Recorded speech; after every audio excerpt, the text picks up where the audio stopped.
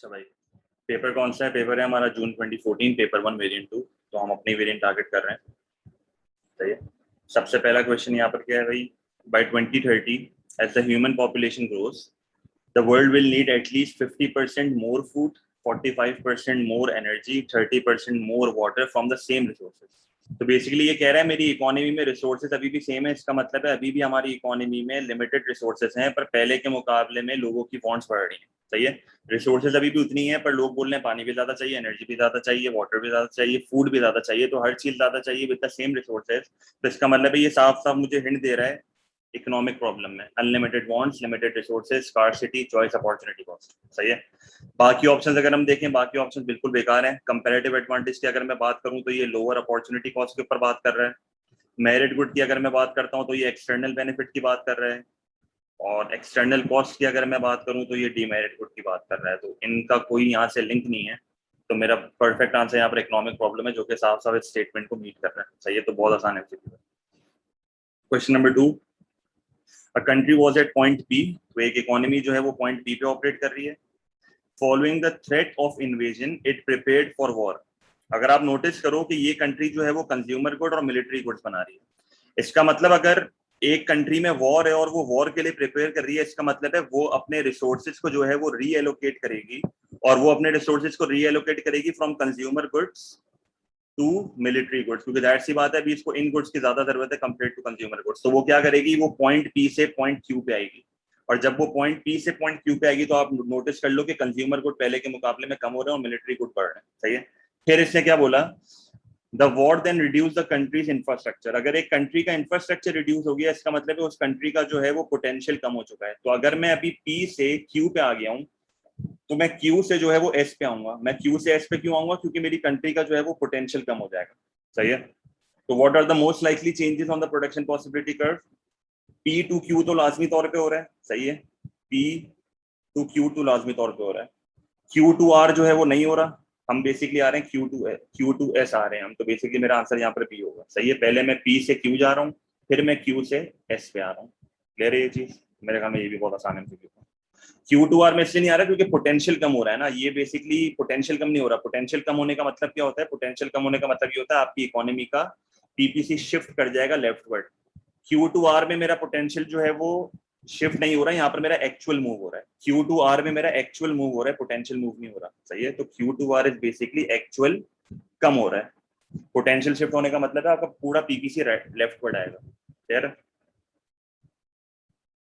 अच्छा, question number 3, which is a normative statement. Again हम बहुत बार ये चीज डिस्कस कर चुके हैं। Normative statement is basically a subjective statement. और सब्जेक्टिव स्टेटमेंट वो स्टेटमेंट होती है जिसमें कोई ना कोई ओपिनियन हो। ओपिनियन का मतलब होता है कोई ना कोई वैल्यू जजमेंट हो। सही है।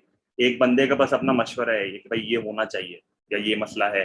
अगर मैं आपसे पॉजिटिव स्टेटमेंट की बात करूं तो पॉजिटिव स्टेटमेंट क्या होती है? Positive statement is basically objective statement. और ऑब्जेक्टिव स्टेटमेंट का मतलब ये होता है कि ये एविडेंस मांगती है कि भाई ये चीज जो है वो प्रूफ हो सकती है। तो basically it is a fact. ये एक फैक्ट है जो कि डेटा से प्रूफ हो सकता है। सही है। अब पहला ऑप्शन अगर हम देखें, reduction in unemployment below a certain level will lead to higher inflation. अब ये कोई ओपिनियन नहीं है, ये किसी बंदे का मशवरा नहीं है, किसी बंदे की वो नहीं है, वैल्यू जजमेंट नहीं है। बेसिकली एक फैक्ट है जो कि आप इसको डेटा से प्रूफ कर सकते हो। आप इसको डेटा से प्रूफ क्या कर सकते हो? आप इसको डेटा से प्रूफ कर सकते हो। An increase in the rate of inflation will lead to inevitably to an increase in unemployment. Again, ये एक फैक्ट है जो कि डेटा से प्रूफ हो सकता है। तो जो भी चीजें एविडेंस बेस्ड है ना, जिसको आप प्रूफ कर सकते हो, तो वो बेसिकली क्या है? वो बेसिकली हमारा पॉजिटिव स्टेटमेंट होता है। सही है। And inflation can be reduced only by increasing the level of unemployment. Again ये चीज भी मैं डेटा से एविडेंस बेस्ड है कि मैं और भी पॉलिसीज को टेस्ट कर सकता हूँ। सिर्फ एक पॉलिसी नहीं होती इन्फ्लेशन को कम करने की। तो सप्लाई साइड पॉलिसी पे भी मैं काम कर सकता हूँ। तो ये एक फैक्ट है जो कि डेटा से प्रूव हो सकती है। सही है। अब देखो आखिरी वाला देखो, unemployment is more harmful to economic welfare than inflation. ये एक बंदे का ओपिनियन है। ये एक बंदे का ओपिनियन है। क्यों? क्योंकि भाई लेट्स से मैं कहता हूं कि यार अनएम्प्लॉयमेंट जो है वो सोसाइटी के लिए ज्यादा हार्मफुल है कंपेयर टू इन्फ्लेशन। तो इकोनॉमिक वेलफेयर के लिए ज्यादा हार्मफुल है कंपेयर टू इन्फ्लेशन। ये एक बंदे का ओपिनियन है। आप इसको डेटा से प्रूफ नहीं कर सकते। ये खाली एक बंदे का ओपिनियन है। वो कह रहा है कि ये हो सकता है। सही है। तो ये हर बंदा नहीं कहता, ये डेटा से प्रूफ भी नहीं हो सकता। सही है। ये सिंपली एक बंदे का ओपिनियन है। नॉर्मली जब भी नॉर्मेटिव स्टेटमेंट आपके पेपर में आता है ना, तो नॉर्मली ये वाला वर्ड यूज करता है, शुड का मतलब होता है कि बंदा एक ओपिनियन दे रहा है। तो ये थोड़ी अलग नॉर्मेटिव स्टेटमेंट थी और ये सवाल काफियों ने गलत भी किया था। सही है, तो इसका आंसर डी है, जो कि डेटा से प्रूव नहीं हो सकता। तो हमेशा आप ओपिनियन ढूंढना करो रादर देन अ फैक्ट। सही है, तो ये तीन चीजें फैक्ट है और ये एक ओपिनियन है। क्लियर है, कोई मसला? अच्छा, question number 4। Question number 4, question number 4 की अगर हम बात करें, Meera has just finished a course at art college and has decided to set up a business. एक बिजनेस सेटअप कर रही है, तो बेसिकली इट्स अ लैंड। सही है, on her own producing clay figures of famous people. देखो ये खुद से बिजनेस स्टार्ट कर रही है, इसका मतलब है कि बिजनेस के अंदर की लेबर भी यही है और एंटरप्राइज भी यही है। सही है, लेबर भी यही है और एंटरप्राइज भी यही है, ओनर भी यही है बेसिकली। प्रोड्यूसिंग क्ले फिगर्स, अगर मुझे क्ले फिगर बनाने हैं तो जाहिर सी बात है मुझे टूल्स वगैरह चाहिए, मैं ऐसे नहीं बना सकता। तो सिंपल ये मेरा क्या हो जाएगा, कैपिटल। ये मेरा कैपिटल हो जाएगा। Which factors of production is she likely to have purchased from other businesses? मतलब ये कह रहा है कि ऐसा कौन सा फैक्टर ऑफ प्रोडक्शन है जो इसको खरीदना पड़ेगा, जो इसके पास खुद नहीं है। तो अगर जहां तक हम बात करते हैं लेबर की और एंटरप्राइज की, तो ये खुद है ना, तो इसका मतलब है ये दोनों चीजें इसको खरीदने की जरूरत नहीं है। जहां तक बात है लैंड की, लैंड भी इसको खरीदना पड़ेगा। जहां तक बात है कैपिटल की, कैपिटल भी इसको खरीदना पड़ेगा। तो लैंड भी इसको खरीदना पड़ेगा और कैपिटल भी इसको खरीदना पड़ेगा। तो मेरा यहाँ पर सारी चीजें जो मैच कर रही हैं, वो मेरी सारी चीजें यहाँ पर मैच क्या कर रही हैं, बेसिकली मुझे कैपिटल भी यहाँ पर जो है वो खरीदना पड़ रहा है। तो मेरे सारे ऑप्शंस में से सी ऑप्शन जो है वो मैच कर रहा है, क्योंकि लैंड आपको खरीदना पड़ेगा, लेबर आपके पास है, कैपिटल आपको खरीदना पड़ेगा, एंटरप्राइज आपके पास है। सही है, तो ये बेसिकली हमसे पूछ रहा है ऐसे कौन से फैक्टर ऑफ प्रोडक्शन है जो हमें खरीदने पड़ेंगे, और ये दोनों हमें खरीदने पड़ेंगे। कह रही ये चीज। अच्छा, question number 5। The demand curve in the diagram shows the relationship between the number of cars journeys and the cost of a car journey. सही है, तो ये नोटिस कर लो कि यहाँ पर y एक्सिस पे लिखा हुआ है cost of a car journey और यहाँ पर लिखा हुआ है number of car journey. So labelling देख लिया करो हमेशा। What would cause the demand curve to shift to the left? तो कह रहा है कि ऐसा कौन सा ऑप्शन है जिसमें मेरा डिमांड कर्व जो है वो लेफ्टवर्ड शिफ्ट मारेगा। सही है, reduction in the car tax. जहां तक कार टैक्स की बात है, तो पहले के मुकाबले में इनडायरेक्ट टैक्स कम हो रहा है, इसका मतलब है सप्लाई बढ़ेगी। और जब भी आपका सप्लाई कर्व शिफ्ट होता है, तो हमेशा याद रखना आपके डिमांड कर्व पे क्या आती है, मूवमेंट आती है। तो ये वाला ऑप्शन तो है वो नहीं हो सकता, सिंपल सी बात है। Reduction in the petrol prices, again यही चीज, यहाँ पर भी मेरे डिमांड कर्व में मूवमेंट आएगी, क्योंकि यहाँ पर आपके सप्लाई कर्व में चेंज आएगा। Reduction in the public transport prices, again public transport जब मेरा सस्ता होगा, तो अगर मैं आपसे बात करता हूँ पब्लिक ट्रांसपोर्ट की, तो अगर मेरा पब्लिक ट्रांसपोर्ट सस्ता होगा, इसका मतलब है लोग पब्लिक ट्रांसपोर्ट ज्यादा यूज करेंगे। और जब पब्लिक ट्रांसपोर्ट लोग ज्यादा यूज करेंगे, इसका मतलब है प्राइवेट ट्रांसपोर्ट की जो है वो डिमांड क्या हो जाएगी, कम हो जाएगी। तो ये बेसिकली मेरा सब्स्टिट्यूट का केस है, और सब्स्टिट्यूट के केस में अगर आपको याद हो, तो एक गुड की प्राइस दूसरे गुड की डिमांड के साथ क्या रिलेशनशिप होता है, पॉजिटिव रिलेशनशिप होता है। तो यहाँ पर मेरा जो है वो डिमांड फॉर प्राइवेट ट्रांसपोर्ट गिर रहा है, तो मेरा ये कार जर्नी की डिमांड गिर रही है, तो मेरा आंसर यहाँ पर हो जाएगा सी, क्योंकि डिमांड गिरने का मतलब है मेरा डिमांड का लेफ्टवर्ड शिफ्ट हो रहा है। The introduction of tools on motorways, again वही चीज, यहाँ पर भी मेरी कॉस्ट ऑफ जर्नी चेंज हो रही है, तो डिमांड कर्व में मूवमेंट आएगी, क्योंकि आप देख लो वाई एक्सेस पे कॉस्ट ऑफ कार जर्नी लिखा हुआ है। सही है, तो जिन भी ऑप्शन से मेरी कॉस्ट चेंज हो रही है ना, वहां पर मेरे डिमांड कर्व में मूवमेंट आएगी। क्लियर है, तो डिमांड कर्व शिफ्ट खाली ऑप्शन सी में हो रहा है और किसी ऑप्शन में नहीं हो रहा है। तब तक तो 5 काफी सिंपल एमसीक्यूज थे। क्वेश्चन नंबर 6,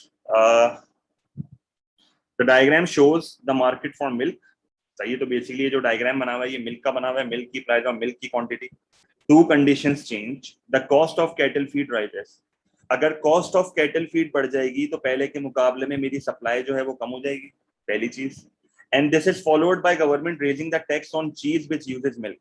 अगर पहले के मुकाबले में चीज महंगा हो जाएगा जो कि यूज करता है मेरा मिल्क, तो अगर मेरा चीज एक्सपेंसिव होगा, इसका मतलब है जो मेरे प्रोड्यूसर्स हैं वो डिमांड मिल्क की क्या कर देंगे, कम कर देंगे। क्योंकि ऑब्वियस सी बात है, जब चीज महंगा हो गया तो चीज कम बनेगा, और जब चीज कम बनेगा तो डिमांड फॉर मिल्क जो है वो ऑटोमेटिकली कम हो जाएगी, क्योंकि मिल्क यहाँ पर यूज हो रहा है। तो पहली चीज क्या हो रही है, पहली चीज ये हो रही है कि मेरी सप्लाई जो है वो यहाँ पर मुझे कम करनी है, और दूसरी चीज जो मुझे यहाँ पर क्या कम करनी है, मुझे डिमांड भी कम करनी है।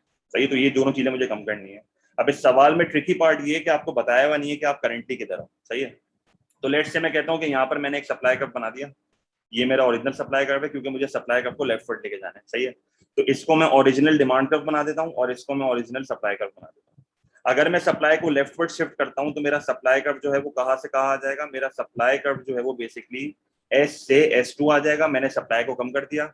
जब आप सप्लाई को कम करोगे तो आप पॉइंट X से पॉइंट Z पे आ जाओगे।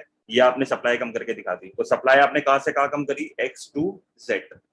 फिर आप क्या करोगे, आपको डिमांड जो है वो कम करनी है। डिमांड कम करने के लिए क्या करोगे, डिमांड कर्व को लेफ्टवर्ड शिफ्ट करोगे। तो आपका डिमांड कर्व जो है वो D1 से D2 आ जाएगा। तो डिमांड कर्व जब D1 से D2 आएगा तो आप Z से आओगे Y पे। तो ये आपकी फाइनल पोजीशन है, सही है। तो आपका जो डिमांड कर्व कम हुआ है वो हमने कहां से कहां करा है, फ्रॉम Z टू Y। तो सबसे पहले क्या हुआ, टैक्स का इफेक्ट तो सप्लाई पे आना चाहिए, तो सप्लाई पे आया तो है। डिमांड मैंने इसलिए कम करी है, देखो सप्लाई तो कम कर दी ना मैंने, सप्लाई तो मैंने कम करके दिखा दी। डिमांड में इसलिए कम कर रहा हूँ क्योंकि मेरी चीज एक्सपेंसिव हो रही है, और जब चीज एक्सपेंसिव होगी तो डिमांड फॉर मिल्क गिर जाएगा ना, क्योंकि चीज में मिल्क यूज हो रहा है। और जब चीज एक्सपेंसिव है तो चीज कम बनेगा, और जब चीज कम बनेगा तो मिल्क भी कम चाहिए, तो डिमांड फॉर मिल्क क्या हो जाएगी, कम हो जाएगी, सही है। तो सप्लाई कम करी, डिमांड कम करी, पहले आप X टू Z गए, फिर Z टू आया। तो मेरा यहाँ पर आंसर क्या होगा, from X to Z followed by Z to Y। तो मेरा आंसर होगा C। क्लियर है, कोई मसला। अब ये थोड़ा मुश्किल एमसीक्यू इसलिए था क्योंकि इससे मुझे बताया हुआ नहीं था कि कौन सा पॉइंट किधर है, तो आपको काफी टाइम लगता है इस सवाल में, सही है। Question number 7, if the elasticity of demand for a commodity is unity. अब पीईडी जब यूनिटी होता है तो उसको क्या बोलते हैं, उसको बोला जाता है यूनिटरी डिमांड, सही है। उसको क्या बोला जाता है, unitary demand. And increase in its price will decrease the quantity purchase. बिल्कुल सही है, प्राइस जब बढ़ेगी तो पहले के मुकाबले में क्वांटिटी डिमांड कम हो जाएगी। Have no effect on consumer surplus, बिल्कुल गलत। जब प्राइस बढ़ेगी तो कंज्यूमर सरप्लस लाजमी तौर पे कम होगा। Increase total expenditure on the economy, बिल्कुल गलत। टोटल रेवेन्यू और टोटल एक्सपेंडिचर यूनिटरी डिमांड के केस में क्या रहते हैं, अनचेंज रहते हैं।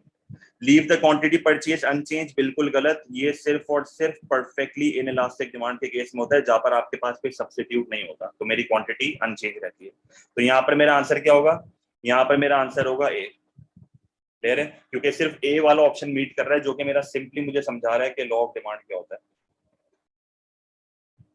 नहीं जैद, बिल्कुल जरूरी नहीं है ऐसा, ये रट्टा नहीं मारो, कभी कभार अलग भी होता है।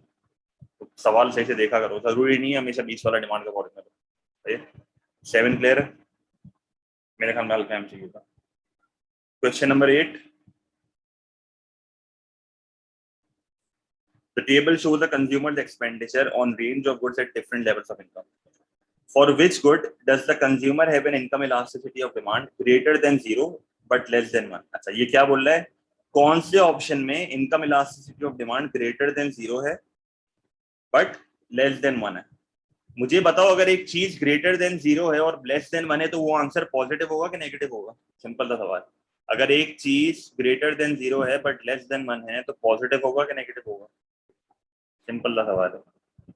क्योंकि इस एमसीक्यू में यही चीज पकड़नी है सबसे पहले, तो बिल्कुल पॉजिटिव होगा यार, क्योंकि एक चीज जब ग्रेटर देन 0 है तो वो पॉजिटिव है, सही है। तो इसका मतलब है मेरा आंसर यहाँ पर पॉजिटिव होना चाहिए, सिंपल सी बात है। इसने मुझे क्या दी हुई है, इसने मुझे इनकम दी हुई है और इसने मुझे कंज्यूमर का एक्सपेंडिचर दिया हुआ है। तो अगर मैं यहाँ पर आपका YD का फॉर्मूला लिखूँ, तो YD का अगर मैं यहाँ पर फॉर्मूला लिखूंगा तो क्या होगा, percentage change in quantity demand. Percentage change in quantity demand का मतलब है परसेंटेज चेंज इन एक्सपेंडिचर। तो आप percentage change in quantity demand लिख दो, परसेंटेज चेंज इन एक्सपेंडिचर लिख दो, यहाँ पर फर्क नहीं पड़ता। इसको आप डिवाइड कर दोगे परसेंटेज चेंज इन इनकम से। अब अगर आप नोटिस करो तो 40 से 100 जब मेरी इनकम आई है तो मेरी इनकम में कितना परसेंटेज का राइज आया है, मेरा परसेंटेज चेंज इन इनकम कितना है, from 40 to 50। New minus old वाला फॉर्मूला लगाओगे, बेसिक कुछ भी नहीं है उसमें, सही है। New minus old divided by old multiply by 100। तो क्या आंसर होगा यहाँ पे मेरा, 40 टू 100 कितना परसेंटेज चेंज इन इनकम है, बताओ। 40 टू 100 कितना परसेंटेज चेंज है, बेसिक चीज नहीं हो रही। कैलकुलेटर उठा लो, मैंने पहले ही बोला था।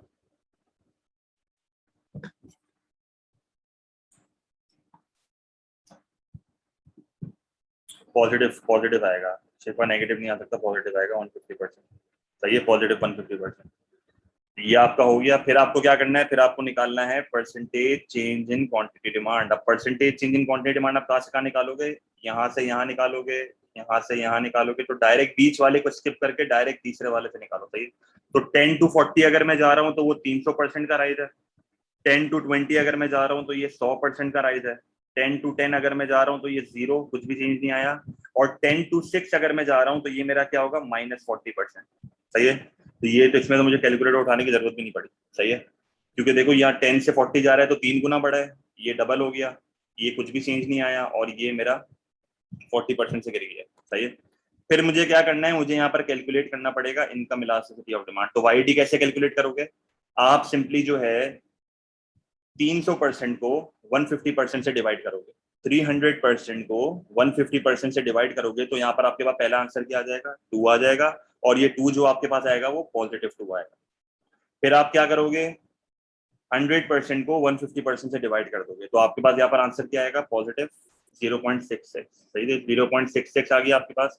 यहाँ पर तो आपके पास आंसर जो है वो 0 ही आएगा।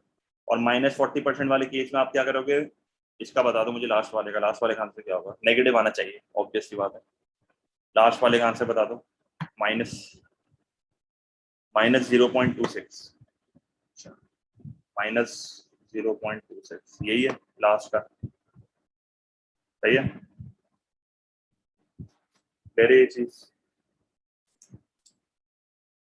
नहीं नहीं उल्टा कर रहा है ना उमर, 100 को डिवाइड बाय 150 करना है, 150 डिवाइड बाय 100 थोड़ी कर रहा है। सही है, अब मुझे बताओ आंसर क्या होगा यहाँ पर, आंसर क्या होगा, तो आंसर शुड बी पॉजिटिव, और answer should be more than 0 but less than 1। तो यहाँ पर चीज अप्लाई हो रही है, तो मेरा आंसर यहाँ पर बी होगा। सही है, अगेन फॉर ये वाला एमसीक्यू था पर सिंपल था। मेन चीज आपको यहाँ पर ये पकड़नी थी, जिसने ये चीज पकड़ ली ना उसके लिए एमसीक्यू बहुत आसान था। सही है, क्योंकि बच्चे जो है ना वो इस ऑप्शन में और इस ऑप्शन में कंफ्यूज हो रहे थे। सही है, पीडी नहीं है वाईडी है, वाईडी में साइन की वैल्यू मैटर करती है। सही है, अच्छा क्वेश्चन नंबर 9। क्वेश्चन नंबर 9 अगर हम करें तो देखो, what might cause a market supply curve to shift to the right. Market supply का राइट कब शिफ्ट होगा, अगर गवर्नमेंट सब्सिडी देगी तो मेरा सप्लाई जो है वो यहाँ पर सिंपली बढ़ जाएगा, तो ए ही आंसर हो जाएगा। लेबर कॉस्ट बढ़ेगी तो सप्लाई गिर जाएगी, एडवर्टाइजिंग बढ़ेगी तो डिमांड बढ़ जाएगी, और टैक्स रेट जब कम हो जाएंगे, इनकम टैक्स रेट जब कम हो जाएंगे तो डिमांड बढ़ जाएगी। सही है, तो मेरा आंसर यहाँ पर ये होगा, कुछ भी सोचने की जरूरत नहीं है यहाँ। सही है, बहुत आसान है। Question number 10, the diagram shows 4 different straight line supply curves. What can be concluded from the diagram? एक एक करके सप्लाई कर्व देखते हैं। अगर मैं S1 वाले सप्लाई कर्व की बात करता हूं तो S1 वाला सप्लाई कर्व क्या होगा, S1 वाला सप्लाई कर्व होगा PES equals to 0। S2 वाले सप्लाई कर्व की अगर मैं बात करता हूं तो ये होगा PES equals to 1। S3 की अगर मैं बात करता हूं तो ये होगा PES equals to more than 1। और S4 की अगर मैं बात करता हूं तो ये मेरा होगा PES equals to horizontal 8। और horizontal 8 क्या होता है, इनफाइनाइट होता है। सही है, horizontal 8 is infinite। What can be concluded from the diagram? S1 has unitary elasticity, बिल्कुल गलत। S2 has zero elasticity, ये भी गलत। S3 has a constant elasticity, ये भी गलत। S4 has an infinite elasticity, yes, D answer होगा। अच्छा, अब C में मैं थोड़ा समझा देता हूँ, ये आपको आपके P2 में भी काम आ जाएगा। देखो, ऑप्शन सी क्या बोल रहा है कि ये कांस्टेंट है। हमेशा याद रखना, हमेशा याद रखना, प्राइस इलास्टिसिटी ऑफ सप्लाई में आपका इलास्टिक और इनइलास्टिक कांस्टेंट नहीं होता। अगर जैसे मैं पीईडी की बात करता हूँ, अगर मेरा पीईडी मोर देन 1 है ना, तो वो through out the time more than 1 होगा, वो through out the time more than 1 होगा। पर पीईएस में ऐसा नहीं होता। पीईएस में ऐसा क्यों नहीं होता, इसकी वजह है बहुत बड़ी। अगर मैं इस वाले सप्लाई कर्व पे, मैं आपको एक जनरली चीज करके दिखा देता हूँ, ये बहुत जरूरी चीज है, पता होनी चाहिए। ये मेरा सप्लाई कर्व है इलास्टिक, और यहाँ पर मैं लिखता हूँ प्राइस और यहाँ पर मैं लिखता हूँ क्वांटिटी। इस वाले सप्लाई कर्व में जब आप क्वांटिटी को बढ़ाते हो, अब मुझे ये चीज पता है कि ये वाला supply curve is more than 1, ये वाला supply curve is more than 1। इस वाले सप्लाई कर्व में अगर आप अपनी क्वांटिटी को बढ़ाते हो तो हमेशा याद रखना, जैसे जैसे आपकी क्वांटिटी बढ़ेगी आपका प्राइस इलास्टिसिटी ऑफ सप्लाई जो है वो गिरता जाएगा। तो एक पॉइंट ऐसा आएगा जब ये सप्लाई कर्व आपका जो है ना वो लेस देन 1 हो जाएगा, एक पॉइंट ऐसा आएगा। तो हमेशा याद रखना, एक इलास्टिक सप्लाई कर्व में, एक इलास्टिक सप्लाई कर्व में आपकी इलास्टिसिटी कभी भी कांस्टेंट नहीं होती। अगर आप इलास्टिक सप्लाई कर्व में क्वांटिटी को बढ़ाओगे तो विद टाइम आपका पीईएस जो है वो गिरेगा। विद टाइम आपका पीईएस गिरने का मतलब क्या है, विद टाइम आपका पीईएस जो है वो इनइलास्टिक होता जाएगा। और अगर आपका सप्लाई कर्व इनइलास्टिक है, इनइलास्टिक सप्लाई कर्व ऐसा बनता है, तो अगर आपका सप्लाई कर्व इनइलास्टिक है, अगर वो लेस देन 1 है, तो अगर आप इस वाले डायग्राम में अपनी क्वांटिटी को बढ़ाओगे, अगर आप इस वाले डायग्राम में अपनी क्वांटिटी को बढ़ाओगे तो विद टाइम जैसे जैसे आप क्वांटिटी बढ़ाओगे आपका प्राइस इलास्टिसिटी ऑफ सप्लाई बढ़ता जाएगा। सही है, प्राइस इलास्टिसिटी ऑफ सप्लाई बढ़ता जाने का मतलब क्या है कि ये एक टाइम पे आके इलास्टिक हो जाएगा। सही है। तो ये पीईएस में मैथमेटिकली ये चीज देखी जाती है, क्योंकि यहाँ पर फॉर्मूला अलग लगता है, स्लोप का फॉर्मूला लगता है। तो बस आप रट्टा मार लो, इलास्टिक सप्लाई कर्व में जब क्वांटिटी बढ़ती है तो पीईएस गिरेगा, इन इलास्टिक हो जाएगा, और इन इलास्टिक वाले में जब आप क्वांटिटी बढ़ाओगे तो पीईएस बढ़ेगा, इलास्टिक हो जाएगा। तो कभी भी आपकी इलास्टिसिटी यहाँ पर कांस्टेंट नहीं होती, वो चेंज होती है। सही है। तो इलास्टिक इन इलास्टिक में आपका पीईएस चेंज होता है। सही है, क्लियर है। अगर प्राइस और टीआर का हर्ष यहाँ पर सप्लाई में लेना देना नहीं होगा, इतना वहाँ पे इतना वो टेक्निकल नहीं आता है यहाँ पे, वो पीईडी में आता है खाली। चाहिए तो ये थोड़ा अच्छा एमसीक्यू था। Question number 11, The diagram illustrates the effects of placing a specific tax. Specific tax क्या होता है? Specific tax is basically per unit tax equal to JM on a good. तो ये जो JM है ये मेरा पर यूनिट का टैक्स है, ऑब्वियस सी बात है। सही है। और आपका सप्लाई का पीछे जा रहा है। सही है। तो ये ऊपर वाला हिस्सा जो आपकी है वो सेलिंग प्राइस का चेंज है, तो ये आपका कंज्यूमर बर्डन होगा और ये आपका प्रोड्यूसर बर्डन होगा। तो मैंने ये आइडेंटिफाई कर लिया। Which area represents the total tax receipt? तो टोटल टैक्स रिसीट क्या होती है? Consumer burden plus producer burden. सही है। तो बेसिकली मेरा यहाँ पर आंसर क्या होगा? ये मेरा आंसर होगा ये डब्बा। तो क्या होगा? XJZM। तो XJZM मेरा यहाँ पर आ रहा है। सही है। एक और चीज मैं आपको बता देता हूँ जो कि 2021 के पेपर में टेस्ट हुई है 12 मार्क के सवाल में, जो मुझे दिमाग में आ रहा है मैं बताता जा रहा हूँ क्योंकि आपको पीछू करी है। Which area represents total tax receipt? अब देखो मसला क्या है, ये JKM क्या है? ये JKM वाला एरिया किसी को पता है क्या है? ये JKM वाला एरिया याद है किसी को क्या होता है? इस एरिया की वेलफेयर लॉस, इसको क्या बोलते हैं? इसको बोलते हैं वेलफेयर लॉस, या दूसरे लफ्जों में क्या बोल सकते हो? Dead weight loss, DWL। सही है, DWL डेड वेट लॉस। सही है। अब क्योंकि आपने A2 पढ़ लिया तो आपके लिए ये चीज आसान हो गई है। तो हमेशा याद रखना, अगर आपके पास सवाल आता है ना एक इनडायरेक्ट टैक्स के ऊपर और कंक्लूजन में वो आपसे पूछता है कि भाई इनडायरेक्ट टैक्स बताओ ओवरऑल बेनिफिशियल है कि नहीं है, आपसे नॉर्मली इनडायरेक्ट टैक्स का 12 मार्क का सवाल आता है और वो पूछता है कि इनडायरेक्ट टैक्स का ओवरऑल बेनिफिट है कि नहीं है, तो आप हमेशा यही बोलोगे डिपेंड करता है किसके बेनिफिट की बात होती है, कंज्यूमर के, प्रोड्यूसर की, या गवर्नमेंट की। इंडिविजुअली अगर आप देखोगे ना तो कंज्यूमर जो है वो हमेशा नुकसान में होगा, कंज्यूमर हमेशा नुकसान में होगा, प्रोड्यूसर भी हमेशा नुकसान में होगा क्योंकि कंज्यूमर सरप्लस और प्रोड्यूसर सरप्लस गिर जाएगा। गवर्नमेंट की जहां तक बात है वो फायदे में होगा क्योंकि उसको टैक्स रेवेन्यू मिलेगा। और अगर आप ओवरऑल सोसाइटी की बात करो तो ओवरऑल सोसाइटी हमेशा नुकसान में होती है। क्यों नुकसान में होती है? क्योंकि ये डेट पेड लॉस आता है। तो ये पेपर में डेट पेड लॉस आपको बताना होता है, इनडायरेक्ट टैक्स वाले सवाल में बता दोगे तो अच्छी बात है, नहीं भी बताओगे तो मसला नहीं है, पर कंक्लूजन में अगर आप ये पॉइंट लिख दो ना तो आपको 4 में से 4 मिलता है। सही है, क्लियर है। जनरली आप किसी भी गुड पे इनडायरेक्ट टैक्स लगाओ, डेट पेड लॉस हमेशा आएगा। आप किसी भी गुड पे लगाओ, डेट पेड लॉस हमेशा आएगा। और यस, अगर डीमेरिट गुड है तो ये डेट पेड लॉस नुकसान नहीं है। अगर आपने टैक्स एक ऐसे गुड पे लगाया है जो कि एक डीमेरिट गुड है तो फिर ये डेट पेड लॉस नुकसानदेह नहीं है, ये फायदेमंद चीज है, मसला नहीं है फिर। सही है। ओवरऑल आंसर आप सोसाइटी पे छोड़ दोगे कि ये ओवरऑल अगर सोसाइटी के पॉइंट ऑफ व्यू से देखा जाए तो अगर ये डीमेरिट गुड नहीं है तो नुकसानदेह चीज है, अगर डीमेरिट गुड है तो फिर मसला नहीं है। सही है। क्योंकि डीमेरिट गुड में भले आपका ये डेट पेड लॉस आ रहा है, इतनी टेंशन वाली बात नहीं है, बट अगेन डेट पेड लॉस तो आएगा। सही है। क्योंकि कंज्यूमर सरप्लस प्रोड्यूसर सरप्लस तो कम हो ही रहा है ना आपका, तो ये लॉस ऑफ कंज्यूमर सरप्लस है और ये लॉस ऑफ प्रोड्यूसर सरप्लस। सही है। अच्छा, और अगर मैं इसकी बात करता हूं तो ये आपका लॉस इन कंज्यूमर सरप्लस है, देख लो खुद एक बार। XJLY आपका कंज्यूमर बर्डन है और ये आपका consumer burden plus producer burden है, या आप दूसरे लफ्ज में बोल सकते हो ये गवर्नमेंट का रेवेन्यू है। सही है। तो ये जनरल डायग्राम को ब्रेक करते हैं, इससे ज्यादा कुछ नहीं ब्रेक करना होता। सही है। क्वेश्चन 12 बहुत सिंपल है, what is consumer surplus? Answer C होगा, the difference between what consumers actually pay and the maximum amount they would be willing. तो बेसिकली विलिंगनेस माइनस एक्चुअल, तो ये आपका कंज्यूमर सरप्लस का डेफिनेशन है। सही है। अच्छा, question number 13, in a market for a good both demand and supply change at the same time. तो ये बेसिकली डुअल चेंज है, डिमांड एंड सप्लाई साथ में चेंज हो रहा है। Which combination of changes would enable an economist to predict with confidence that more resources will be needed? More resources will be needed का मतलब है क्वांटिटी लाजमी तौर पे बढ़ेगी और क्वांटिटी ट्रेडेड बढ़ेगी, but not the direction associated. तो ये कह रहा है कि प्राइसेस जो हैं वो अनसर्टेन होंगी। तो एक ऐसा केस बताओ जिसमें क्वांटिटी लाजमी तौर पे बढ़ रही है और प्राइसेस अनसर्टेन है, तो ये कैसे देखेंगे? अगर मैं आपसे डायरेक्ट ऑप्शन डी की बात करूं क्योंकि मुझे इसका आंसर याद है, तो आप नोटिस करो आपका डिमांड बढ़ रहा है, जब आपका डिमांड बढ़ेगा तो आपकी क्वांटिटी बढ़ेगी। एक्समैन वाला ग्राफ देखो, एक्समैन वाला ग्राफ अपने दिमाग में रखोगे हो जाएगा। सप्लाई आपका अपनी जगह पे बना हुआ है, डिमांड आपका राइटवर्ड शिफ्ट हो रहा है, तो आपकी क्वांटिटी ट्रेडेड बढ़ेगी। और जब भी आपकी डिमांड बढ़ती है तो मार्केट में शॉर्टेज होती है, और जब भी मार्केट में शॉर्टेज होती है तो प्राइसेस क्या होती हैं? बढ़ती हैं। और अगर आप सिर्फ सप्लाई को देखो, अगर आपकी मार्केट में सिर्फ सप्लाई कम हो रही है, तो जब भी मार्केट में सप्लाई कम होती है तो क्या होता है, बल्कि बढ़ रही है, मार्केट में सप्लाई बढ़ रही है। जब भी आपकी मार्केट में सप्लाई बढ़ती है तो क्या होता है, मेरी क्वांटिटी जो है वो बढ़ेगी, और जब भी आपका सप्लाई का राइटवर्ड शिफ्ट होता है तो आपकी मार्केट में सरप्लस आता है। जब भी आपका सप्लाई बढ़ता है मार्केट में और डिमांड अपनी जगह पे ही होता है तो मार्केट में सरप्लस आता है, और जब भी मार्केट में सरप्लस आता है तो आपकी प्राइसेस क्या होती हैं, फॉल होती हैं।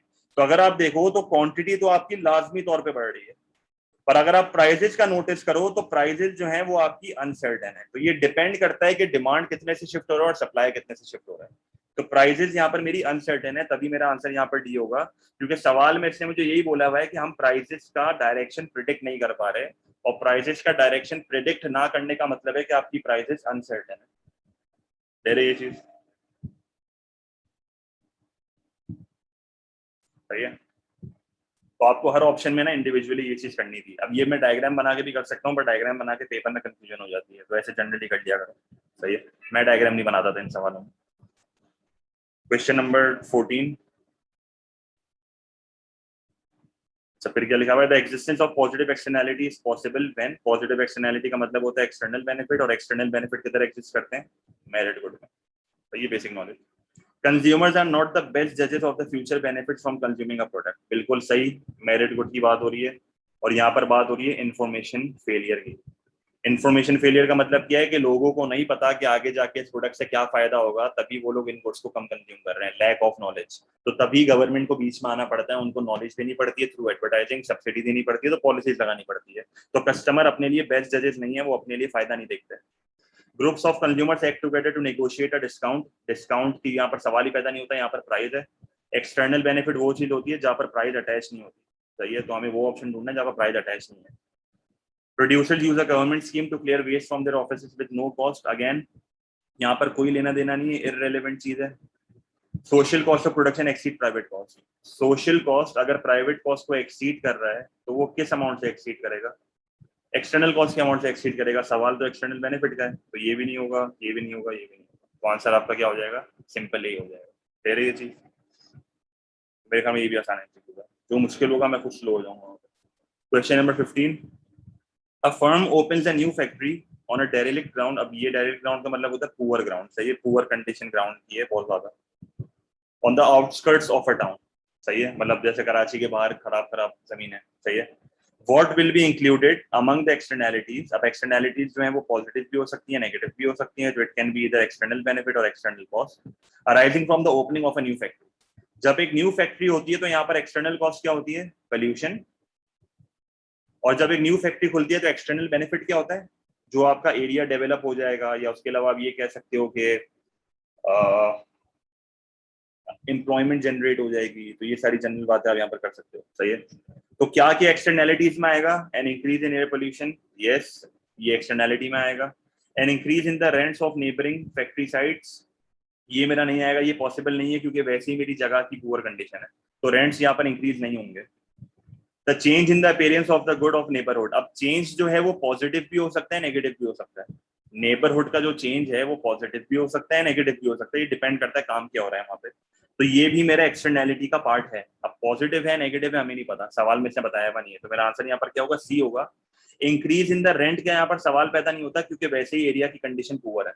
तो अगर ये थोड़ी बहुत और इन्फॉर्मेशन देता ना तो फिर हम कहते हैं कि हाँ ये एक्सटर्नैलिटी का पार्ट है। तो ये अभी फिलहाल के लिए एक्सटर्नैलिटी का पार्ट नहीं है, सही है, क्योंकि एक्सटर्नैलिटी मेरी थर्ड पार्टी यहाँ पर कॉस्ट आ रही है और ये इसका लेना देना नहीं है यहाँ से।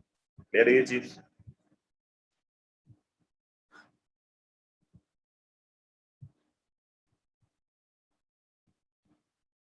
मसला 15 होगा तो सही है।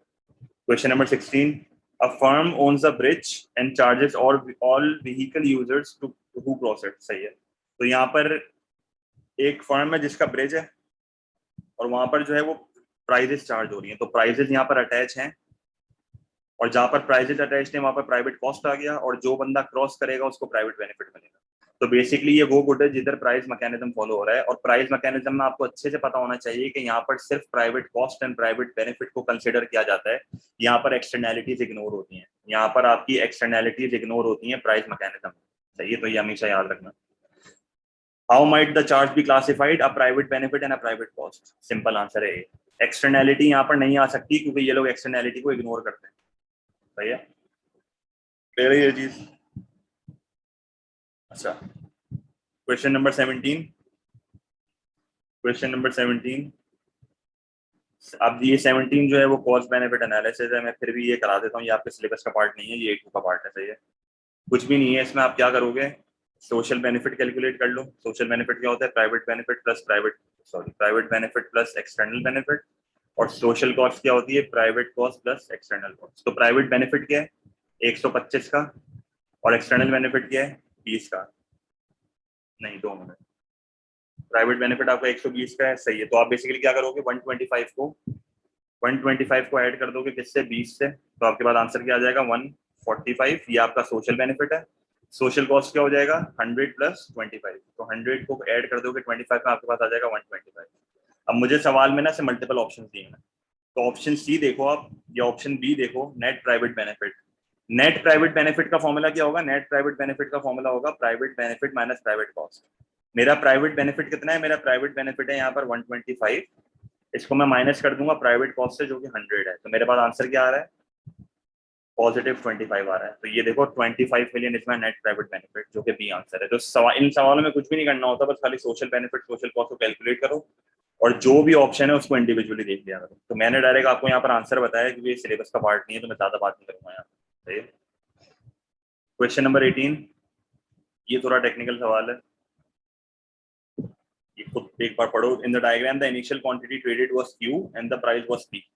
सही है, the price then rose to P1 and the quantity traded rose to Q1। अच्छा, अब देख लो इनिशियल प्राइस क्या है, इनिशियल प्राइस P और इनिशियल क्वांटिटी क्या है, Q। तो मैं इनिशियली यहाँ पर ऑपरेट कर रहा हूँ, मैं इनिशियली यहाँ पर ऑपरेट कर रहा हूँ E पे। अब ये कह रहा है कि प्राइस मेरी P1 चली गई और क्वांटिटी Q1 चली गई। इसका मतलब है कि मैं अज्यूम कर लेता हूँ कि ये जो P है ना, ये एक तरह से मेरा मैक्सिमम प्राइस है, ये एक तरह से मेरा मैक्सिमम प्राइस है। और जब मैक्सिमम प्राइस रिमूव होता है तो आपका प्राइस मैकेनिज्म काम करता है, क्योंकि देखो maximum price is a price control, और जब प्राइस कंट्रोल हटता है तो प्राइस मैकेनिज्म आता है। और जब प्राइस मैकेनिज्म आता है तो आप वापस किधर जाओगे, इक्विलिब्रियम पे जाओगे। तो आप वापस किधर आ जाओगे, आप आ जाओगे इक्विलिब्रियम E1 पे आ जाओगे। सही है, तो आप प्राइस इक्विलिब्रियम E1 पे आ जाओगे। और फिर क्या हुआ, फिर ये कह रहा है कि हमारी मार्केट में आप नोटिस करो सप्लाई का लेफ्टवर्ड जा रहा है, फिर आप नोटिस करो सप्लाई लेफ्टवर्ड जा रहा है।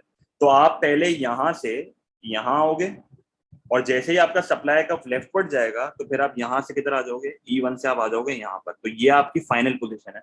सही है, क्योंकि इसने मुझे बोला हुआ है कि P1 और Q1, तो ये P1 और Q1 पे मैं डायरेक्ट नहीं आ सकता, पहले मैं यहां से यहां आऊंगा और फिर मैं यहां से यहां आऊंगा। सही है, तो मेरा सप्लाई भी लेफ्टवर्ड शिफ्ट हो रहा है यहाँ पे। तो यहाँ पर मेरा हो क्या रहा है, सबसे पहली चीज, सबसे पहले तो मेरा यहाँ पर मैक्सिमम प्राइस रिमूव हो रहा है, और दूसरी चीज यहाँ पर क्या हो रही है कि मेरी सप्लाई जो है वो कम हो रही है। तो मुझे कोई ऐसा फैक्टर ढूंढना है जिसमें मेरी सप्लाई कम हो। The imposition of income tax, income tax अगर होगा तो ये डिमांड फैक्टर है, तो ये तो नहीं हो सकता। The removal of a subsidy, जब आप सब्सिडी को रिमूव करोगे तो फर्म्स की कॉस्ट बढ़ेगी, और जब फर्म्स की कॉस्ट बढ़ेगी तो वो पहले के मुकाबले में सप्लाई को गिरा देंगे। सही है, तो पहले आप यहाँ से यहाँ होगे, फिर आप यहाँ से यहाँ होगे। तो ये देखो, ये मेरी फाइनल पोजीशन है। क्लियर है ये चीज, ये मुश्किल एमसीक्यू का होगा, कोई टेंशन है यहाँ पे।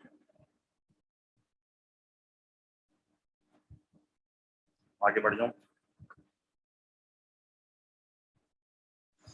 अच्छा, आप थोड़े से रह गए। 19 चाहिए, भी थोड़ा टेक्निकल है, ये नॉर्मली बच्चों को मुश्किल लगता है। The table shows the output of cards and television per worker per week before trade and specialisation. Each country specialises in the product where it has a comparative advantage. इसके लिए मुझे रेशियोज निकालने पड़ेंगे। And trade on the basis of an exchange rate which lies between the opportunity cost. Yes, हमें पहले ही पता है कि कंपैरेटिव एडवांटेज के लिए जो रेशियो डिसाइड होता है वो दोनों के बीच का रेशियो होता है। इसका मतलब मैं क्या करता हूँ, मैं पहले कंट्री एक्स का निकाल लेता हूँ और कंट्री वाई का निकाल लेता हूँ। कंट्री एक्स का मैं कैसे निकालूंगा, कार्स इज टू टेलीविजन, और इसी तरह जो है मैं कंट्री वाई का निकालूंगा, कार्स इज टू टेलीविजन। तो मुझे जो है वो अपॉर्चुनिटी कॉस्ट रेशियोज निकालने हैं। कंट्री एक्स देखो कितनी गाड़ियां बना रही है, 2, और ये टेलीविजन कितना बना रही है, 6, तो 2:6। तो मेरा यहाँ पर आंसर क्या हो जाएगा, 1:3। सही है, सिंप्लीफाई करके। और कंट्री वाई का देखो, कंट्री वाई जो है वो 8 गाड़ियां बना रही है, 8 कार्स, और टेलीविजन कितने बना रही है, 48। तो 8:48 मैं क्या करूंगा, 1:48 डिवाइड बाई 8 कर दोगे। 48 को डिवाइड बाई 8 कर दोगे तो आपके पास यहाँ पर आ जाएगा 6 आ जाएगा। सही है, 8×6 = 48। तो ये 6 आ जाएगा। तो मुझे बताओ गाड़ियों में कंपैरेटिव एडवांटेज किसको है, एक्स को के वाई को? कार्स में कंपैरेटिव एडवांटेज किसको है?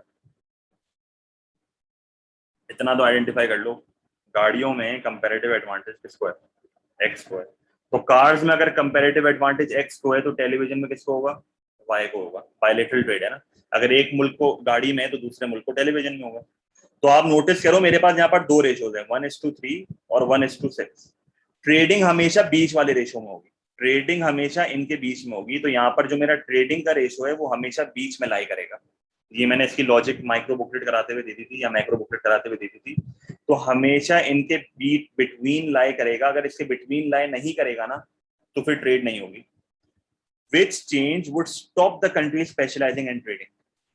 The exchange rate moves to 1 car for 5 television. अब आप नोटिस करो 1:5 इन दोनों के बीच का रेशो है, 1:5 इन दोनों के बीच का रेशो है। तो इससे मेरी ट्रेड नहीं रुकेगी, इससे मेरी ट्रेड नहीं रुकेगी, क्योंकि अगर इन दोनों के बीच में रेशो है ना तो उसका मतलब है ट्रेडिंग अभी भी होगी।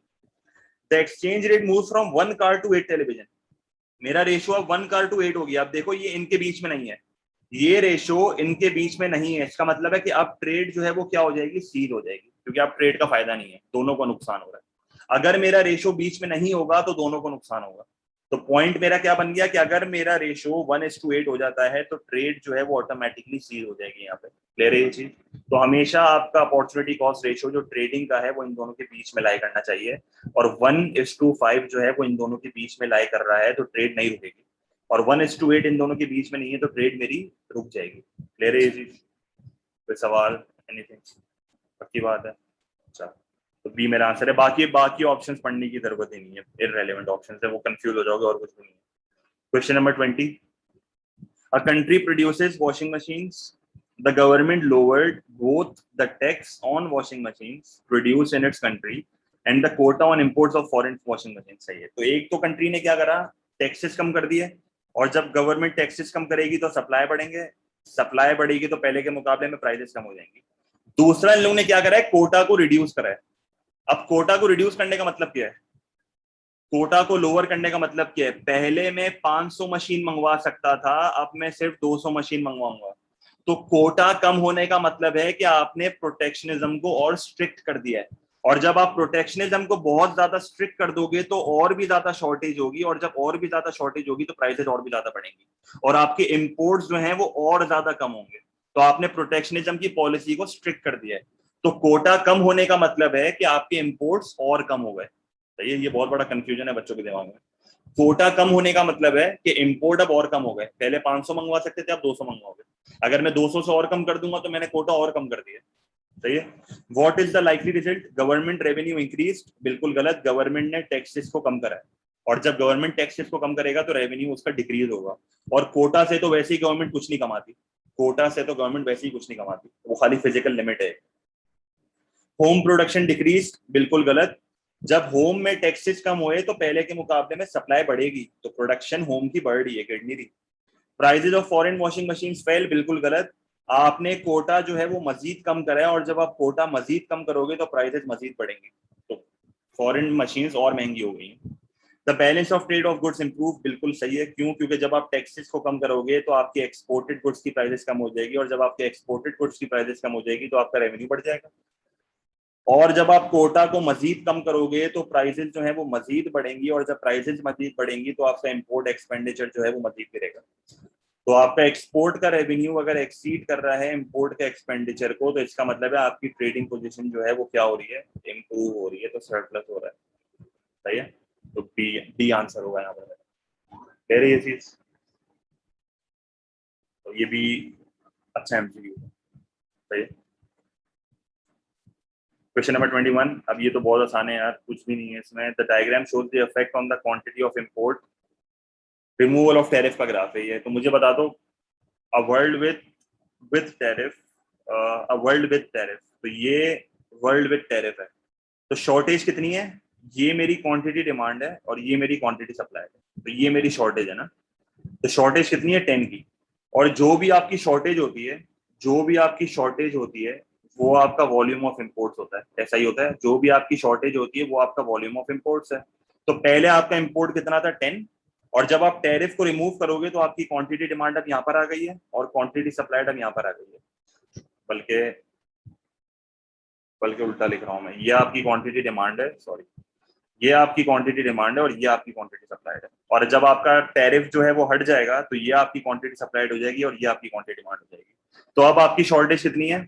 अब आपकी शॉर्टेज आप नोटिस करो इतनी है। तो शॉर्टेज अब बढ़ गई, शॉर्टेज कितनी हो गई है? अब आपकी शॉर्टेज हो गई है मेरे ख्याल में 33। अब आपकी शॉर्टेज कितनी है? 15 माइनस 48 इज 33। 15 minus 48 is 33। तो अब आप इंपोर्ट कितना कर रहे हो? पहले आप इंपोर्ट कर रहे थे 10 और अब आप इंपोर्ट कर रहे हो 33। तो आपके इंपोर्ट कितने से बढ़े? आपके इंपोर्ट जो है वो टैरिफ के रिमूवल के बाद कितने से बढ़े? 23 से बढ़े। क्लियर है ये चीज? तो आपकी क्वांटिटी ऑफ इंपोर्ट्स कितने से इंक्रीज हुई है? 23 से इंक्रीज हुई है। क्लियर है ये चीज? कोई मसला? तो ये मैं गलत लिख रहा था, ये मेरा क्वांटिटी सप्लाइड है, ये मेरा क्वांटिटी डिमांड है। सही है, क्योंकि सप्लाई का यहाँ से आ रहा है, क्वांटिटी डिमांड यहाँ से आ रही है। कंज्यूमर सरप्लस अभी उम्र बहुत कॉम्प्लिकेट हो जाएगा क्योंकि इसने यहाँ पर टच भी नहीं किया हुआ है। मैंने एक पिछले पेपर में कराया है मेरे ख्याल में, 3-4 पेपर पहले ही मैंने इंपोर्ट का कंज्यूमर सरप्लस की चीज बताई है। टाइम लग जाएगा बहुत, मैं बता दूंगा, अलग से मुझे मैसेज कर देना। A group of countries join together, a group of countries join together to form a single market with a single common currency. अब हमेशा याद रखना, सिंगल कॉमन करेंसी जो है ना वो सिर्फ इकोनॉमिक यूनियन में एग्जिस्ट करती है। इकोनॉमिक यूनियन क्या होता है? Economic union is basically common market. Economic union is basically common market plus common currency. सही है? और कॉमन मार्केट में क्या किया आ जाता है? कॉमन मार्केट में आपके पास जो है वो कस्टम यूनियन, पूरा का पूरा कस्टम यूनियन आता है। देखो मैं सिंपल कर देता हूँ चीज को। कस्टम यूनियन में क्या किया आ जाता है? कस्टम यूनियन में आपका फ्री ट्रेड एरिया आता है plus no tools of 2 minute. Custom union में आपका पूरा का पूरा नो टूल्स ऑफ प्रोटेक्शनिज्म है। और अगर फ्री ट्रेड एरिया की बात करता हूं तो फ्री ट्रेड में भी नो टूल्स हैं। कस्टम यूनियन में एक एक्स्ट्रा चीज आ जाती है और वो एक एक्स्ट्रा चीज क्या होती है? उसको बोला जाता है कॉमन एक्सटर्नल टैरिफ। सही है? Common external tariff.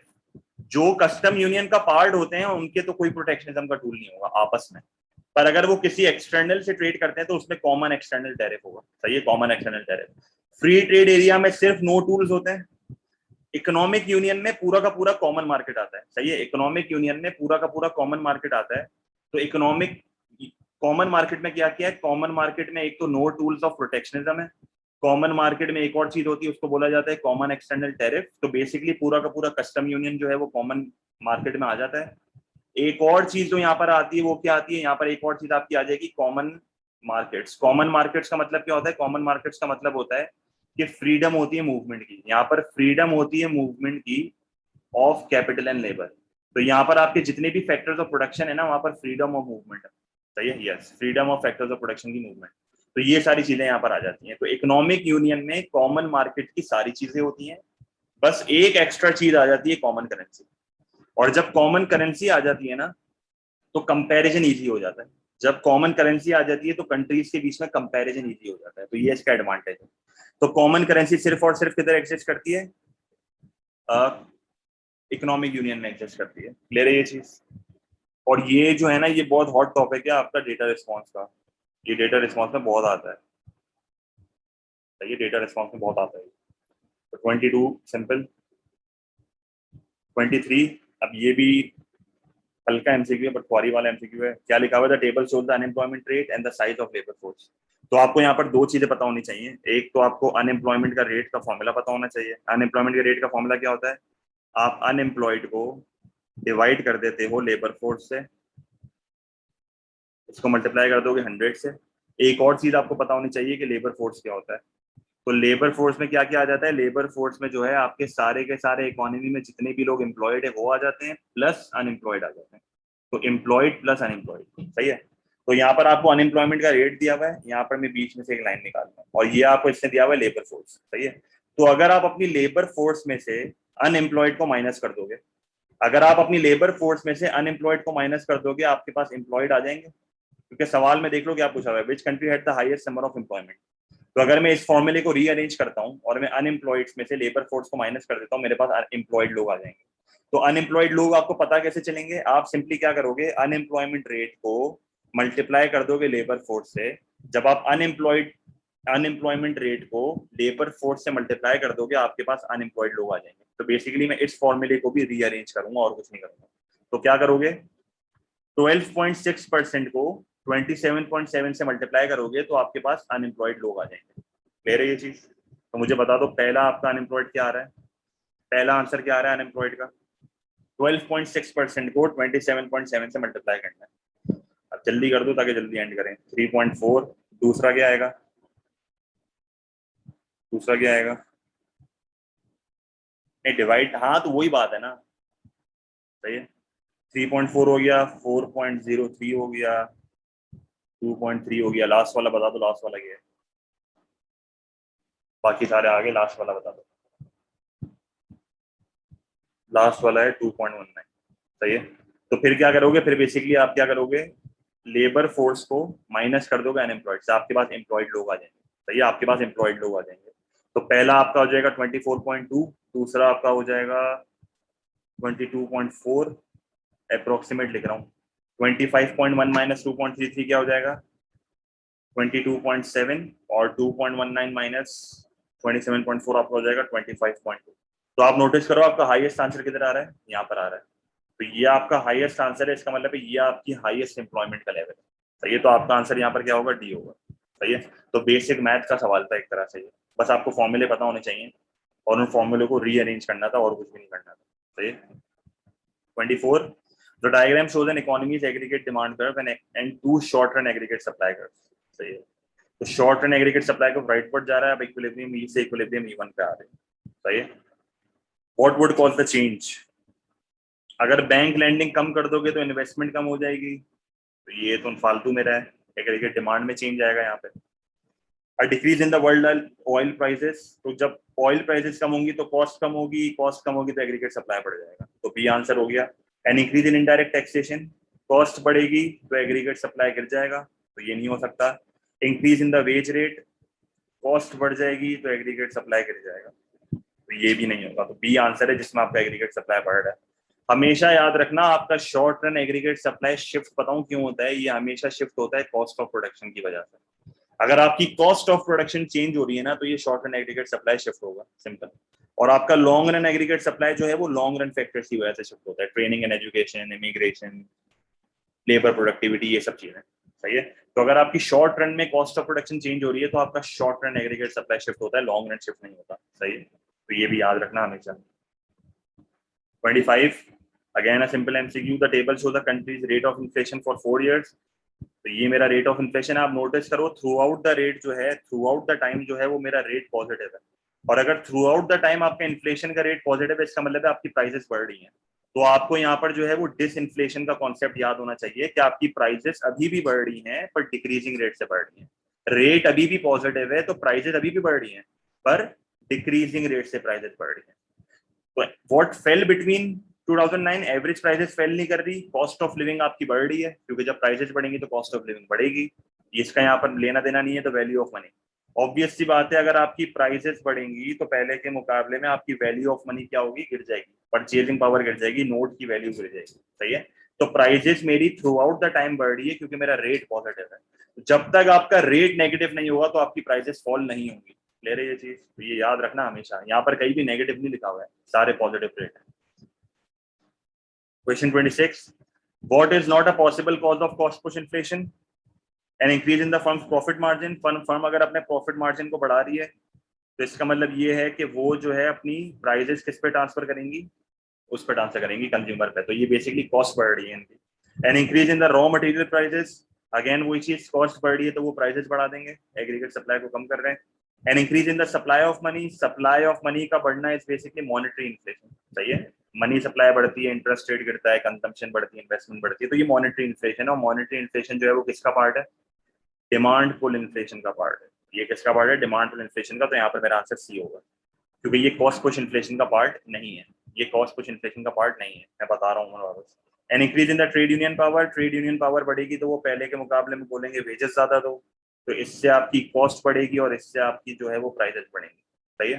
पहला क्या है, increase in the firms profit margin, firm अगर अपने प्रॉफिट मार्जिन बढ़ा रही है ना तो इसका मतलब एक तरह से फर्म की कॉस्ट बढ़ रही है, और वो कॉस्ट किस पे ट्रांसफर करेंगे, कंज्यूमर पर ट्रांसफर करेंगे। यहाँ पर मेरी डिमांड बढ़ने की वजह से तो प्राइसेस नहीं बढ़ रही ना, फर्म के अपने प्रॉफिट मार्जिन को बढ़ा रही है। तो अपने प्रॉफिट मार्जिन का बढ़ाने का मतलब है इनडायरेक्टली उसकी कॉस्ट बढ़ रही है, जिसकी वजह से वो प्राइसेस बढ़ा रही है।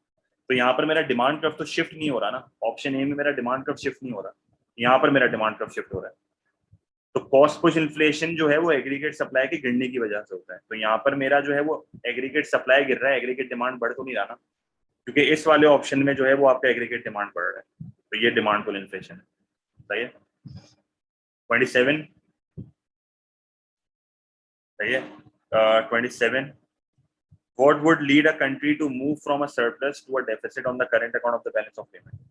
अच्छा, अब एक सिंपल सी बात, जब एक करेंसी डेप्रिशिएट होती है तो वहां पर बैलेंस ऑफ ट्रेड सरप्लस होता है। तो ये वाले दो ऑप्शन मुझे समझाने की जरूरत ही नहीं है। ऑप्शन सी देख लो, ऑप्शन सी में क्या हो रहा है, करेंसी एप्रिशिएट हो रही है, मुझे सरप्लस से डेफिसिट करना है। जब एक करेंसी एप्रिशिएट होगी तो क्या होगा, एक्सपोर्ट की प्राइसेस जो है वो बढ़ेंगी, इंपोर्ट की प्राइसेस जो है वो गिरेंगी, तो आपका बैलेंस ऑफ ट्रेड क्या हो जाएगा, आपका बैलेंस ऑफ ट्रेड जो है वो डेफिसिट हो जाएगा। तो ये पहली चीज हो गई।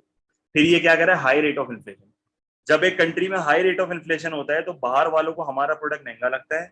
जब बाहर वालों को हमारा प्रोडक्ट महंगा लगता है तो हमारा बैलेंस ऑफ ट्रेड क्या होता है, deficit. And a falling productivity, productivity गिरती है तो एग्रीगेट सप्लाई गिरेगा। जब एग्रीगेट सप्लाई गिरेगा तो प्राइसेस बढ़ेंगी, प्राइसेस बढ़ेंगी तो पहले के मुकाबले में आपकी एक्सपोर्ट की प्राइसेस बढ़ जाएंगी और आपका बैलेंस ऑफ ट्रेड क्या हो जाएगा, डेफिसिट हो जाएगा। तो ऑप्शन सी में देखो, सर डेफिसिट हर केस में हो रहा है, तो यहाँ पर मेरा आंसर हो जाएगा सी। दूसरा ऑप्शन देखने की भी जरूरत नहीं है, क्योंकि यहाँ पर लो रेट ऑफ इन्फ्लेशन है, और जब लो रेट ऑफ इन्फ्लेशन होता है तो बैलेंस ऑफ ट्रेड सरप्लस होता है, और जब राइजिंग प्रोडक्टिविटी होगी तो बैलेंस ऑफ ट्रेड सरप्लस होता है। सही है। तो ऑप्शन सी मेरा यहाँ पर परफेक्ट आंसर है। 28 what determines the purchasing power parity of a currency. अच्छा, परचेजिंग पावर पैरिटी बेसिकली क्या होता है, परचेजिंग पावर पैरिटी एक तरह से एक्सचेंज रेट का पार्ट है। और ये लोग बेसिकली करते क्या है, ये लोग हर कंट्री में जाके एक बास्केट ऑफ गुड्स बनाते हैं। सही है। अब जैसे मैं यूएसए में गया, मैंने यूएसए में एक बास्केट ऑफ गुड्स बनाया, मैंने बनाया कि भाई राइस, व्हीट, अलग अलग मैंने जितनी भी नेसेसिटीज है ना वो सब एक बास्केट में डाली, और मैंने देखा कि वो बास्केट की कॉस्ट क्या है। लेट्स से मैं कहता हूँ वो बास्केट की कॉस्ट जो है वो यूएस में $2 है, वो बास्केट की कॉस्ट यूएस में $2 है, और वही बास्केट की कॉस्ट पाकिस्तान में कितनी है, $100। लेट्स से मैं कहता हूँ पाकिस्तान में कितनी है, $100। तो जो बास्केट ऑफ गुड यूएस में $2 की है वो पाकिस्तान में $100 की है। तो मुझे बताओ यहाँ पर एक्सचेंज रेट क्या हो गया, यहाँ पर एक्सचेंज रेट हो गया $1 इज इक्वल टू 50 रुपीज, ऐसा ही हो गया। तो बेसिकली मैंने क्या करा, मैं दोनों कंट्रीज में गया, मैंने बास्केट ऑफ गुड्स बनाया, मैंने उनकी प्राइस देखी, और मैंने देखा कि मैंने जो है वो बेसिकली कंपेयर करी दोनों कंट्री की कॉस्ट ऑफ लिविंग, मैंने कंपेयर करी दोनों कंट्री की कॉस्ट ऑफ लिविंग। जो बास्केट ऑफ गुड यूएस में $2 का है वो पाकिस्तान में $100 का है। तो मेरा एक्सचेंज रेट क्या हो गया, मेरा एक्सचेंज रेट हो गया $1 इक्वल्स टू 50 रुपीज। तो परचेजिंग पावर पैरिटी बेसिकली ये कहता है कि आप रादर देन असल एक्सचेंज रेट देखो, आप रादर देन वो एक्सचेंज रेट देखो जो कि मार्केट में चल रहा है, आप एक्सचेंज रेट देखो थ्रू कॉस्ट ऑफ लिविंग। अब अगर मैं नॉर्मल एक्सचेंज रेट की बात करूं तो नॉर्मल एक्सचेंज रेट अभी हमारा चल रहा है 169 रुपीज इज इक्वल टू $1। तो आप नोटिस करो असल एक्सचेंज रेट मेरा ये है और परचेजिंग पावर पैरिटी का एक्सचेंज रेट मेरा ये है। तो परचेजिंग पावर पैरिटी कहता है कि जो असल एक्सचेंज रेट है वो आपकी करेंसी की वैल्यू को गिराता है। आप जो है बेटर है कि आप ये करो कि आप ये वाले एक्सचेंज रेट को इग्नोर करो, आप ये वाले एक्सचेंज रेट को देखो। और ये वाला एक्सचेंज रेट कैसे आया है, कॉस्ट ऑफ लिविंग में कंपेयर कर रहा हूँ दो कंट्रीज का। तो परचेजिंग पावर पैरिटी जो है वो बेसिकली क्या करता है, दोनों कंट्रीज की कॉस्ट ऑफ लिविंग को कंपेयर करता है through a basket of goods. और ये वाला जो एक्सचेंज रेट है ये मेरा मार्केट से डिटरमाइन होता है। तो परचेजिंग पावर पैरिटी एक वैल्यू की करेंसी कैसे डिटरमाइन करता है, बाय कॉस्ट ऑफ लिविंग। सही है। तो ये एक परचेजिंग पावर पैरिटी का बेसिक आइडिया है कि ये परचेजिंग पावर पैरिटी होता क्या है। क्लियर है ये चीज, कोई मसला है इसमें। अब थोड़ी बहुत अगर आप रीडिंग करोगे ना इसके बारे में तो ये बहुत सिंपल चीज है, ये कर भी चुके हैं। क्लियर है ये चीज। तो परचेजिंग पावर पैरिटी हमेशा याद रखना, नॉर्मली करेंसीज को ना एक अच्छी वैल्यू दे देता है, क्योंकि देखो पाकिस्तानी रुपीस की वैल्यू देखो कितनी अंडर वैल्यू है, पर यहाँ पर देखो कितनी अच्छी वैल्यू है यहाँ पे। सही है। अच्छा, question number 29, with an exchange rate of 5 Egyptian pounds equals to $1, तो 5 Egyptian pounds is equals to $1। An American product sells in Egypt for 100 pounds। तो एक अमेरिकन प्रोडक्ट है जो कि इजिप्ट में 100 पाउंड्स का बिक रहा है, तो वो यूएस में कितने का बिकेगा। आप क्या करोगे, 100 Egyptian pounds is equals to X. तो एक्स का आंसर यहाँ पर क्या आएगा, एक्स का यहाँ पर मेरा आंसर आ जाएगा $20। तो जो प्रोडक्ट इजिप्ट में 100 पाउंड का है वो प्रोडक्ट यूएस में कितने का है, $20 का है। तो ये चीज समझ आई, जो प्रोडक्ट इजिप्ट में 100 पाउंड का है वो प्रोडक्ट यूएस में $20 का है। फिर इसने क्या बोला, assuming that the dollar price remains unchanged, dollar अभी भी अनचेंज है, तो इसका मतलब है कि ये वाली प्राइस जो है वो अनचेंज है, $20 अनचेंज है। What will be the price of the product in Egypt if the Egyptian pound appreciates to 4 Egyptian pound to equals to $1? अब क्या हो गया, अब जो है वो मेरा 4 Egyptian pound is equals to $1, और यूएस में अभी भी गुड $20 का ही है। तो इजिप्ट में कितने का होगा, आप एक्स की वैल्यू निकाल दो, आपके पास आ जाएगा 80 इजिप्टियन पाउंड्स। तो आप यही प्रोडक्ट जो पहले 100 पाउंड्स का था, आप कितने का हो गया, 80 पाउंड्स का हो गया। क्यों, क्योंकि आपकी इजिप्टियन पाउंड एप्रिशिएट हो गया है, तो आपकी इजिप्टियन पाउंड की वैल्यू बढ़ गई है, तो वो प्रोडक्ट जो है वो सस्ता हो गया। तो मेरा आंसर यहाँ पर क्या हो जाएगा, बी हो जाएगा। क्लियर है। तो पहले आपको क्या करना था, पहले आपको ये वाला रेशियो यूज करके डॉलर में वैल्यू निकालनी थी, फिर आपको ये वाला रेशियो यूज करके पाउंड में वैल्यू निकालनी थी। क्लियर है। और सबसे लास्ट और basic MCQ, the US central bank raises the interest rate बढ़ रहा है to improve its balance of payment position. The diagram shows the resulting changes in the demand and supply of US dollar. तो देखो ये currency का graph है, तो जब इंटरेस्ट रेट बढ़ेगा तो मेरी कंट्री में फॉरेन डायरेक्ट इन्वेस्टमेंट बढ़ेगी, जब फॉरेन डायरेक्ट इन्वेस्टमेंट बढ़ेगी तो डिमांड फॉर डॉलर बढ़ जाएगा, और दूसरी तरफ जब इंटरेस्ट रेट बढ़ जाएगा तो हमारे जो डोमेस्टिक इन्वेस्टर हैं वो अपनी इन्वेस्टमेंट को कॉल बैक करेंगे, और जब वो अपनी इन्वेस्टमेंट को कॉल बैक करेंगे तो सप्लाई ऑफ डॉलर गिर जाएगा। तो लेट्स से मैं कहता हूँ कि ये मेरा ओरिजिनल डिमांड कर्व था, ये मेरा नया डिमांड कर्व है, तो डिमांड कर्व राइट बढ़ जाएगा, ये मेरा ओरिजिनल सप्लाई कर्व है, ये मेरा नया सप्लाई कर्व है, तो ये लेफ्ट बढ़ जाएगा। सही है। तो आंसर क्या हो जाएगा, आंसर मेरा सिंपली हो जाएगा, W क्या है, W इज S2, X क्या है, X इज S1, Y क्या है, Y इज D2, और Z क्या है, Z इज D1। ठीक है, तो यहाँ पर मेरा आंसर D हो जाएगा। ले रही ये चीज, कोई मसला, तो डिमांड बढ़ानी है, सप्लाई गिरानी है।